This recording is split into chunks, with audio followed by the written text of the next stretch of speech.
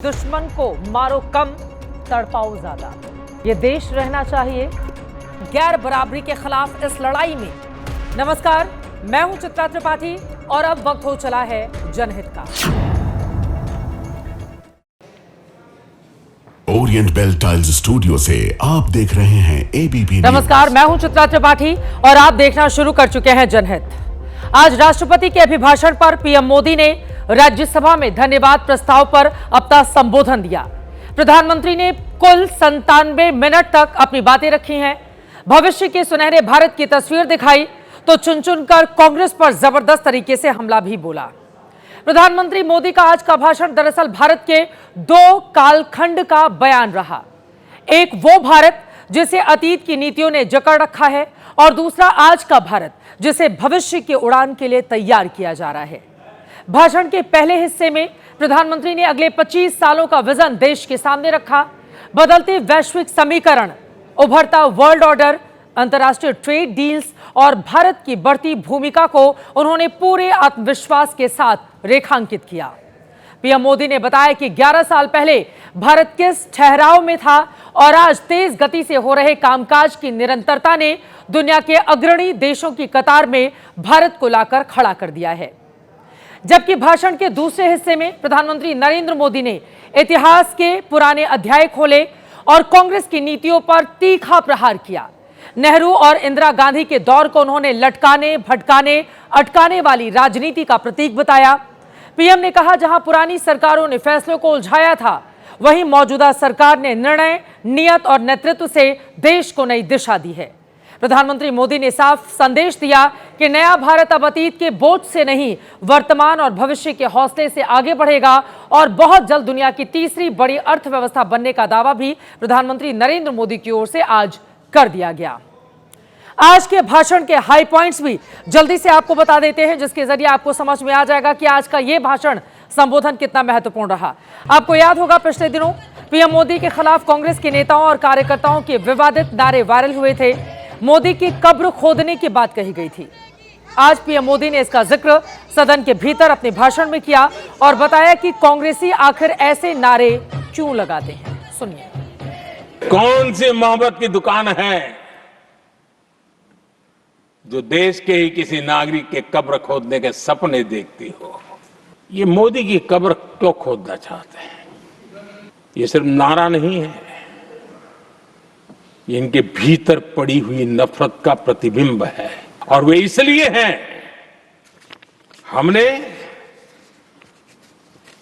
370 की दीवार गिरा दी, इसलिए वो मोदी की कब्र खोदना चाहते हैं। पाकिस्तानी आतंकियों को घर में घुस करके जवाब देते हैं, इसलिए मोदी की कब्र खोदने की बात करते हैं।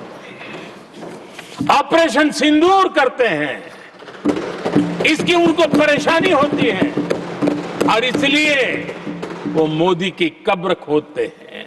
नेहरू जी ने देश के साथ बहुत बड़ा अन्याय किया था, सिंधु जल समझौता करके। उस सिंधु जल समझौते को हमने एबेंस में डाल दिया। क्या इसलिए आप मोदी की कब्र खोदने के नारे लगा रहे हो? प्रधानमंत्री ने कब्र वाले नारे को अपने भाषण के केंद्र में रखा। करीब 15 मिनट तक इस पर अपनी बात विस्तार से रखी, तीखा पलटवार किया। पीएम के 1 घंटे 37 मिनट के भाषण के दौरान कांग्रेस पर हमले की जो 5 बड़ी बातें रही, अब वो भी जान लीजिए। प्रधानमंत्री ने कहा कि कांग्रेस ने कुल लोकसभा में आदिवासी राष्ट्रपति का कल किस तरह से अपमान किया था। वहीं रवनीत सिंह बिट्टू को गद्दार कहना उन्होंने सीधे सिखों के अपमान से जोड़ा। कांग्रेस देशवासियों को ही समस्या मानती है, विस्तार से इसके बारे में उन्होंने जानकारी दी। पीएम ने कांग्रेस पर हमला बोलते हुए कहा कि उनके पास ना तो कोई नीति है और ना ही कोई विजन है। चोरी करना कांग्रेस का पुश्तैनी धंधा है। गांधी सरनेम भी कांग्रेस के नेताओं की ओर से चुरा लिया गया। मेरा जन्म नहीं हुआ था, उसके पहले सरदार वल्लभ भाई पटेल ने नर्मदा नदी पर बांध बांधने की कल्पना की। खैर, नेहरू जी ने शिलान्यास किया। अब इंप्लीमेंटेशन देखिए इनको। मेरा जन्म नहीं हुआ था जब इसकी कल्पना की गई थी, और प्रधानमंत्री बनने के बाद मैंने उसका उद्घाटन किया। ये हाल है। कांग्रेस की कार्यशैली को बदलने के लिए जब मैंने देखा कई ऐसे काम थे अटके पड़े हुए, कोई पूछने वाला नहीं थे फाइलों में, और पॉलिटिकल फायदे के लिए अनाउंसमेंट कर दिए, दिए जला दिए, पत्थर लगा दिए, करना कुछ नहीं। कांग्रेस सिर्फ इमेजिन करती है और इंप्लीमेंट करने का उनको कोई लेना देना ही नहीं होता है। अब असम का बोगीबिल ब्रिज, ये बोगीबिल ब्रिज अरुणाचल और असम को जोड़ने वाला बहुत महत्वपूर्ण ब्रिज, कितने ही सालों तक ये प्रोजेक्ट लटका रहा। हमने प्रगति के माध्यम से इसको रिव्यू किया और असम सहित पूरे नॉर्थ ईस्ट को बहुत बड़ी सुविधा वाला ये काम हमने पूरा किया। प्रधानमंत्री ने अतीत पर वार करने के साथ ही वर्तमान को लेकर भी विपक्ष को नहीं बख्शा। पिछले 4 दिनों से लोकसभा में जो चल रहा है, पीएम ने उसका जिक्र किया और कांग्रेस पर प्रहार किया। उन्होंने कहा कि लोकसभा में प्रधानमंत्री बोल नहीं पाए थे, आपको इस बारे में जानकारी है। इसका जिक्र किया, इस घटना को राष्ट्रपति के अपमान से जोड़ा। परसों संसद में स्पीकर की कुर्सी की तरफ जो कागज फेंके गए थे, जिसके बाद 8 सांसदों को सस्पेंड भी किया गया। प्रधानमंत्री ने कागज फेंके जाने को दलितों और नॉर्थ ईस्ट के अपमान से जोड़ा। परसों पहली बार जब कागज फेंका गया तब स्पीकर की कुर्सी पर कृष्ण प्रसाद तेनेट्टी बैठे थे, जो दलित समुदाय से आते हैं। दूसरी बार जब कागज फेंका गया तो असम के दिलीप सैकिया उस कुर्सी पर थे। असम में चुनाव होने वाले हैं, वो असम से थे। इसके अलावा सिख समुदाय से आने वाले केंद्रीय मंत्री रवनीत बिट्टू को राहुल गांधी की ओर से गद्दार कहने पर भी कांग्रेस राहुल गांधी को घेरा। राहुल के बयान को सीधे सिखों का अपमान प्रधानमंत्री ने करार दिया। कांग्रेस के शातिर दिमाग जिनका है ऐसे युवराज ने उनको गद्दार कह दिया। अहंकार कितनी 7वें आसमान पर पहुंच चुका है इनका। कांग्रेस के कितने टुकड़े हुए हैं, कई लोग दूसरे दलों में गए हैं, लेकिन औरों को तो किसी को गद्दार नहीं कहा उन्होंने। लेकिन कल सांसद को गद्दार इसलिए कहा क्योंकि वो सिख थे। ये सिखों का अपमान था, ये गुरुओं का अपमान था। सिखों के प्रति उनके मन में जो नफरत भरी पड़ी है, उन्हें अपने राजनीतिक विचारों में परिवर्तन किया, इसलिए गद्दार हो गए। और ये गद्दार शब्द छोटा नहीं है। मेरे देशवासी को कोई गद्दार कहे, ये कैसे देश सहन करेगा? और ऐसे लोग कांग्रेस को नहीं डुबाएंगे तो क्या करेंगे? पीएम मोदी राज्यसभा में जब बोल रहे थे तब शुरू में विपक्षी सांसदों ने खूब नारेबाजी की। पीएम के भाषण में बाधा डालने की आज भी तमाम कोशिशें की गई, लेकिन प्रधानमंत्री मोदी बिना रुके लगातार बोलते रहे। बीच बीच में विपक्षी नेताओं की चुटकी भी लेते रहे। नतीजा ये हुआ कि 5 मिनट के बाद ही विपक्षी सांसद बायकॉट करके सदन से बाहर चले गए और बिना शोर शराबे के प्रधानमंत्री ने आज अपना भाषण राज्यसभा में पूरा कर लिया। राज्यसभा में दिए गए अपने धन्यवाद प्रस्ताव के भाषण में प्रधानमंत्री ने कांग्रेस पर हमला करने के साथ ही भविष्य के भारत की रूपरेखा भी देश के सामने रखी है। अर्थव्यवस्था के मोर्चे पर पीएम मोदी ने जो 5 बड़ी बातें कही है, जल्दी से उसके बारे में आप जान लीजिए। पहली बड़ी बात, अमेरिका के साथ हुई ट्रेड डील पर प्रधानमंत्री ने साफ कहा, यह समझौता सिर्फ 2 देशों का करार नहीं बल्कि दुनिया में भारत पर बढ़ते भरोसे की मुहर है। संदेश साफ था, भारत अब भरोसेमंद साझेदार है। दूसरी बार बदलते वर्ल्ड ऑर्डर का जिक्र करते हुए पीएम मोदी ने कहा कि आज की दुनिया भारत की तरफ उम्मीदों से देख रही है, क्योंकि भविष्य का रास्ता अब नई दिल्ली से होकर गुजरता दिखता है। तीसरी और बेहद अहम बात, प्रधानमंत्री ने भारत की युवा शक्ति को सबसे बड़ी पूंजी बताया। उन्होंने कहा, जब दुनिया बूढ़ी हो रही है तब भारत के पास ऊर्जा, हुनर और सपनों से भरी हुई युवा आबादी है। यही आज के हिंदुस्तान की बड़ी और असली ताकत है। चौथी बात, संसद के भीतर प्रधानमंत्री का बड़ा ऐलान, भारत अब रिफॉर्म एक्सप्रेस पर सवार हो चुका है। सुधार अब रुकने वाला नहीं बल्कि गति और दिशा दोनों तय है। हम तेज गति से आगे बढ़ रहे हैं। और सबसे बड़ी बात, पीएम मोदी ने पूरे विश्वास के साथ कहा कि आने वाला समय भारत के लिए अभूतपूर्व अवसरों का समय है। ये दशक भारत का है और जो मौके आएंगे उन्हें भुनाने के लिए देश पूरी तरह से तैयार खड़ा है। सुनिए। हमारे पास आज दुनिया का बहुत ही महत्वपूर्ण टैलेंट पूल है, युवा टैलेंट पूल है, जिसके पास सपने भी हैं, संकल्प भी है, सामर्थ्य भी है। शक्ति का आशीर्वाद हमारे साथ है। भारत आज विश्व में जो चुनौतियां पैदा हो रही है, उन चुनौतियों का समाधान देने वाला एक देश आशा की किरण बना हुआ है कि आज मेजर इकोनॉमी में भारत का ग्रोथ बहुत हाई है। हाई ग्रोथ और लो इन्फ्लेशन, ये बहुत ही यूनिक संयोग है और ये हमारी अर्थव्यवस्था की मजबूती को प्रदर्शित करता है। मोदी सरकार विकसित भारत के संकल्प के साथ सिर्फ नारे नहीं बल्कि ठोस प्लानिंग के दम पर आगे बढ़ने का संकल्प दिखा रही है। साल 2047 जब आजादी के 100 साल पूरे होंगे, सरकार की नजर उसी लक्ष्य पर टिकी है। 150 करोड़ भारतीयों के सपनों को उड़ान देने के लिए नीतियां गढ़ी जा रही हैं, फैसले लिए जा रहे हैं और भविष्य के भारत की नींव रखी जा रही है। ये सरकार आज की जरूरतों तक सीमित नहीं बल्कि आने वाली पीढ़ियों के भारत को ध्यान में रखकर काम कर रही है। प्रधानमंत्री मोदी की ओर से इस बात पर जोर दिया गया और इसी सोच के तहत भारत दुनिया के अलग अलग देशों के साथ डील पर डील भी कर रहा है ताकि निवेश आए, तकनीकी आए और भारत वैश्विक मंच पर और मजबूती से खड़ा हो। कुल मिलाकर पीएम मोदी ने तस्वीर साफ की कि 2047 का विकसित भारत यूं ही नहीं बनेगा, उसे आज के फैसलों से गढ़ा जा रहा है। सपने सिर्फ देखने नहीं हैं बल्कि उसे पूरा भी किया जाएगा। आपको याद होगा अभी पिछले हफ्ते ही भारत और यूरोपीय यूनियन के बीच डील हुई है, जिसे भारत की बहुत बड़ी कामयाबी के तौर पर दुनिया देख रही है। इस डील के बाद 3 दिन पहले अमेरिका से भी भारत की डील सील हुई है। भारत सरकार कह चुकी है कि इस डील से हर हिंदुस्तानी को फायदा होगा। विपक्ष के आरोपों पर सरकार जोर दे रही है कि किसानों के हितों से समझौता नहीं किया जाएगा। विपक्ष भ्रम फैला रहा है। प्रधानमंत्री का कहना यह है कि हमारा अन्नदाता ही है 2047 के भारत का भाग्य विधाता। यूरोपीय संघ का ट्रेड डील हो, अमेरिका के साथ अभी हुआ जो ट्रेड डील हो, अमेरिका के साथ ट्रेड डील होने के बाद विश्व को और भरोसा हो गया कि जो स्थिरता के एहसास हो रहा था, अब गति का भी एहसास होने लगा है। अब विश्व के लिए शुभ संकेत है। आदरणीय सभापति जी, इसका सबसे बड़ा लाभ हमारे देश के नौजवानों को होगा। और जब मैं नौजवान कहता हूं तो उसमें मध्यम वर्ग का भी नौजवान होता है, शहर का नौजवान भी होता है, गांव का नौजवान भी होता है, बेटा भी होती है, बेटी भी होती है। साथ कंधे से कंधा मिला करके खड़ा हूं।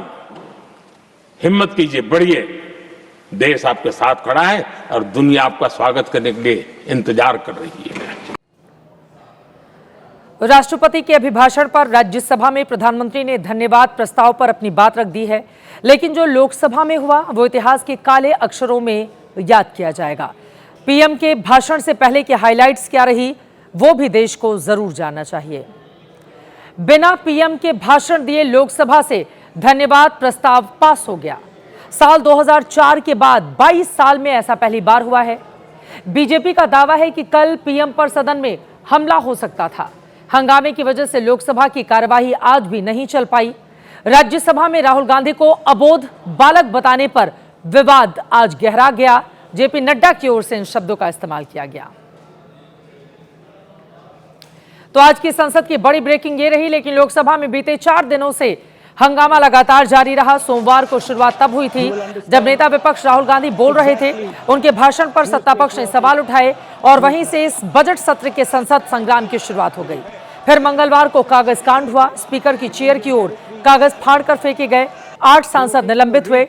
बुधवार को प्रधानमंत्री मोदी विपक्ष की महिला सांसदों की प्लानिंग की वजह से बोल नहीं पाए, क्योंकि उनकी ओर से किसी अप्रत्याशित घटना को अंजाम दिया जा सकता था, जिसका जिक्र खुद स्पीकर महोदय की ओर से आज लोकसभा में किया गया।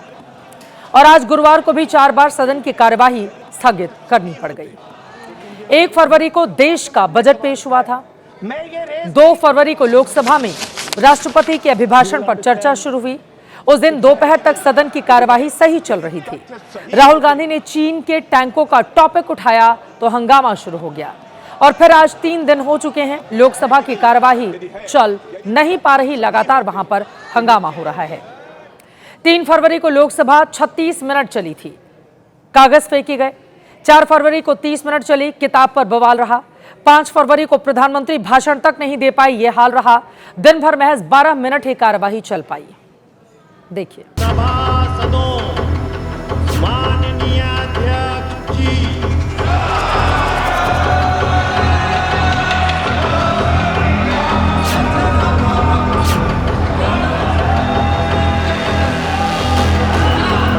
सदन की कार्रवाई आज 12 बजे तक के लिए स्थगित की जाती है। से पुनः आग्रह करता हूं,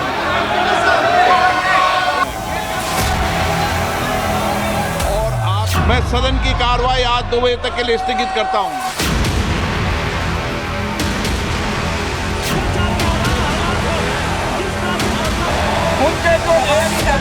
हमारे दिनांक 5 फरवरी 2026 को प्रातः 11 बजे तक के लिए स्थगित की सभापति के कुर्सी पे बैठे थे, उनके ऊपर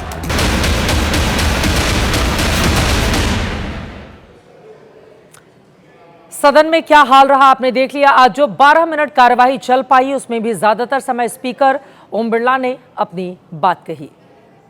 11 बजे जब सदन की कार्यवाही शुरू हुई तब महज 1 मिनट ही चली थी। फिर 12 बजे जब दोबारा शुरू हुई 5 मिनट चली। 2 बजे तीसरी बार कार्रवाई शुरू हुई, 2 मिनट में स्थगित करना पड़ा। चौथी बार 3 बजे शुरू हुई, 4 मिनट में स्पीकर ने कल तक के लिए सदन स्थगित करने की घोषणा कर दी, क्योंकि हालात ऐसे नहीं थे कि वहां पर कामकाज सुचारू तरीके से आगे बढ़ पाता।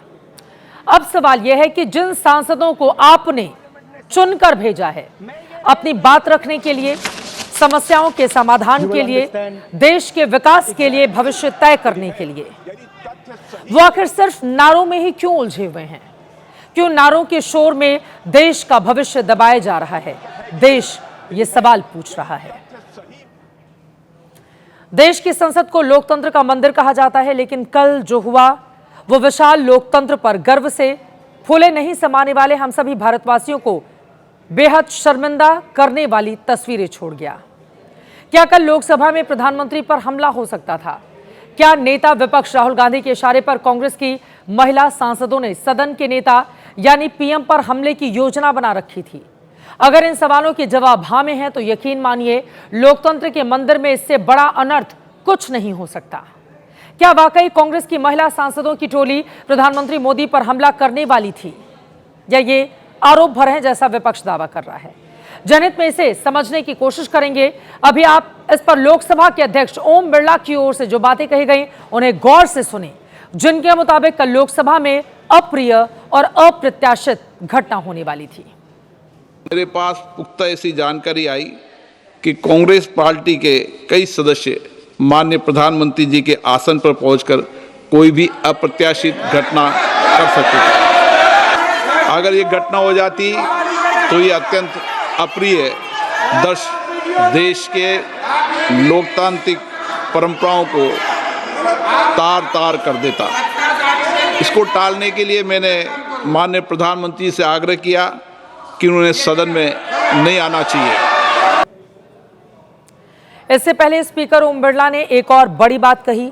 उन्होंने बताया कि संसदीय इतिहास में कल पहली बार उनके चैम्बर में कुछ ऐसा हुआ जो अब तक कभी नहीं हुआ था। स्पीकर के मुताबिक विपक्ष के कुछ सांसदों ने उनके कमरे में ऐसा व्यवहार किया जो काले धब्बे के रूप में वो याद करेंगे। हालांकि विपक्ष के सांसदों ने क्या किया, ये लोकसभा अध्यक्ष ने सदन के जरिए देश को बताया नहीं है। अब सवाल यह है कि कल लोकसभा में हुआ क्या था, तो इसके लिए आपको कल की कार्रवाई के दृश्यों पर पैनी निगाह डालनी चाहिए। कल शाम 5 बज रहे थे। महादंगल के शो के लिए मैं भी स्टूडियो में ही संसद की तस्वीरें देख रही थी। पीएम मोदी का भाषण होना था।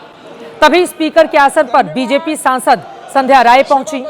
राष्ट्रपति के अभिभाषण पर चर्चा को आगे बढ़ाते हुए उन्होंने सांसद पीपी चौधरी को बोलने का मौका दिया। विपक्ष के शोरगुल के बीच बीजेपी सांसद पीपी चौधरी बोल रहे थे। इसी बीच विपक्षी सांसद नारेबाजी करते हुए वेल में जा पहुंचे। हंगामा इस कदर हुआ कि सिर्फ 1 मिनट में लोकसभा की कार्यवाही स्थगित करनी पड़ी थी। इस ऐलान के बाद आखिरी 4 सेकंड का वो दृश्य भी कैमरे में कैद हुआ, जिसका आज लोकसभा अध्यक्ष ओम बिरला ने जिक्र किया। इसमें आप देख सकते हैं कि हाथों में बड़ा सा बैनर लेकर कुछ महिला सांसदों ने उस हिस्से को घेरा हुआ है जहां पर प्रधानमंत्री नरेंद्र मोदी बैठते हैं। ये महिला सांसद विपक्षी दलों की है। ये वो वक्त था जब लोकसभा में राष्ट्रपति के अभिभाषण पर पीएम मोदी को बोलना था, लेकिन जैसा कि स्पीकर ओम बिरला ने बताया है, उनके पास इस बात की पुख्ता जानकारी थी कि कांग्रेस की ये महिला सांसद प्रधानमंत्री के आसन पर पहुंचकर कोई अप्रत्याशित घटना कर सकती हैं। ऐसे में लोकसभा अध्यक्ष ने पीएम को सदन में न आने की गुजारिश की, जिस पर प्रधानमंत्री ने अमल किया और फिर स्पीकर के शब्दों में लोकतांत्रिक परंपराओं को तार-तार करने वाले अप्रिय दृश्य का गवाह बनने से हमारा देश बच गया। वीडियो पूरी तरह से साफ नहीं है, लेकिन अब कांग्रेस की उन महिला सांसदों के नाम भी सामने आ चुके हैं जिन्होंने कल लोकसभा में प्रधानमंत्री के आने से पहले ही उनके बैठने की जगह को घेर लिया था। कल जिस वक्त ये सब हो रहा था, उस समय लोकसभा की पीठासीन अधिकारी संध्या राय की आंखों देखी भी आपको जरूर सुनना चाहिए। कल जब मैं ही थी आसंदी पर, तब हम लोगों ने देखा हमारी विपक्ष की कुछ महिला नेत्री जो थी वो लगातार जहां माननीय हमारे प्रधानमंत्री जी बैठते हैं वहां तक आ गई थी। उस समय मुझे लग रहा है मैं सदन को स्थगित कर भी चुकी थी और मुझे करना पड़ा, क्योंकि जो माहौल था, वो वातावरण था, वो ठीक नहीं था। प्रधानमंत्री मोदी कल लोकसभा में राष्ट्रपति के अभिभाषण पर धन्यवाद प्रस्ताव का समापन भाषण नहीं दे सके, लेकिन आज उन्होंने राज्यसभा में अपनी बात देश के सामने रखी। इस दौरान उन्होंने लोकसभा में राष्ट्रपति के अभिभाषण पर चर्चा नहीं होने पर गहरा दुख जताया। इसे राष्ट्रपति के पद और गरीब आदिवासी परिवार से आई राष्ट्रपति के अपमान का मुद्दा बताया। ये संसद का उच्च सदन ये एक प्रकार से राज्यों का प्रतिनिधित्व करता है, और जो चर्चा की बारीकियां मैंने देखी, मेरा मन कहता है कि थोड़ा स्तर इसका ऊपर होना चाहिए था, और वहां से तो ज्यादा होना चाहिए। वो तो कितने साल तक सरकारों में रहे हैं, वहां से जरा चर्चा का स्तर ऊंचा होना चाहिए था, लेकिन उन्होंने ये मौका भी गंवा दिया। देश उन पर कैसे भरोसा कर सकता है? हमारे लिए हर देशवासी भारत का उज्जवल भविष्य का नियंता है, निर्माता है, कर्ता धर्ता है। हम उसको समस्या कैसे कह सकते हैं? ऐसी सोच वाले लोग अपने परिवार का ही भला करेंगे और किसका करेंगे? संसद के इतिहास में शायद ये पहली बार हुआ है जब लोकसभा अध्यक्ष ने खुद इसका खुलासा किया कि देश के प्रधानमंत्री की सुरक्षा और सम्मान को सदन के भीतर ही खतरा था। अब इस पर पक्ष और विपक्ष में जबरदस्त सियासी जंग शुरू हो गई है। इस शब्द युद्ध की एक झलक आपको देखनी चाहिए।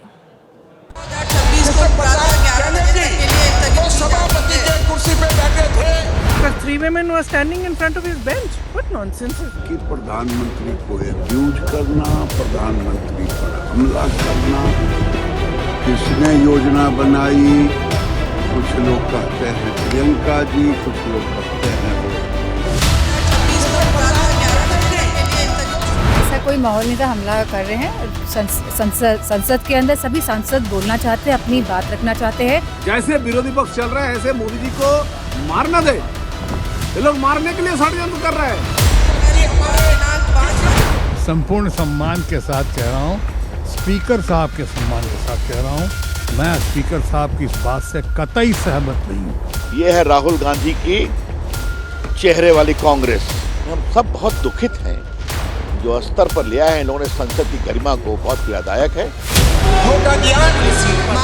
लेकिन इन सब के बीच जो महिला सांसद प्रधानमंत्री की कुर्सी तक जा पहुंची थी, उनको भी ये समझना चाहिए कि प्रधानमंत्री की कुर्सी और उनकी गरिमा का ख्याल रखना सभी का कर्तव्य है। उस जगह जाने की क्या जरूरत थी? वेल में दूसरे हिस्से से भी अगर उनको नारेबाजी करनी थी तो वो कर सकती थी। खैर, इन सब के बीच लोकसभा में मोदी सरकार में पहली बार बिना प्रधानमंत्री के जवाब के ही राष्ट्रपति के अभिभाषण पर धन्यवाद प्रस्ताव मंजूर हो गया।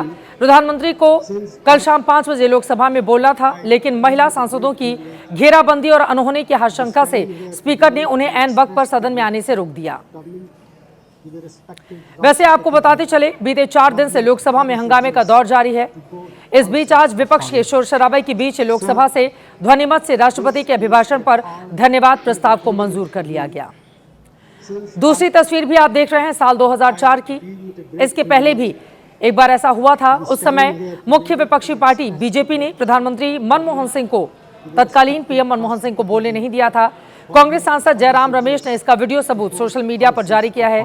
रमेश के मुताबिक ये वीडियो 10 मार्च 2005 का है, 2004 का है, जब तत्कालीन पीएम मनमोहन सिंह ने लोकसभा में बताया था कि कैसे उन्हें राष्ट्रपति के अभिभाषण पर धन्यवाद प्रस्ताव पर जवाब देने से रोका गया था।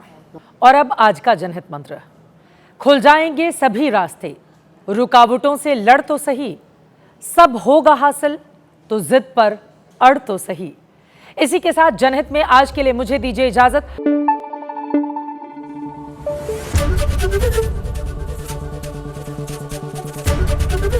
एबीपी न्यूज आपको रखे आगे।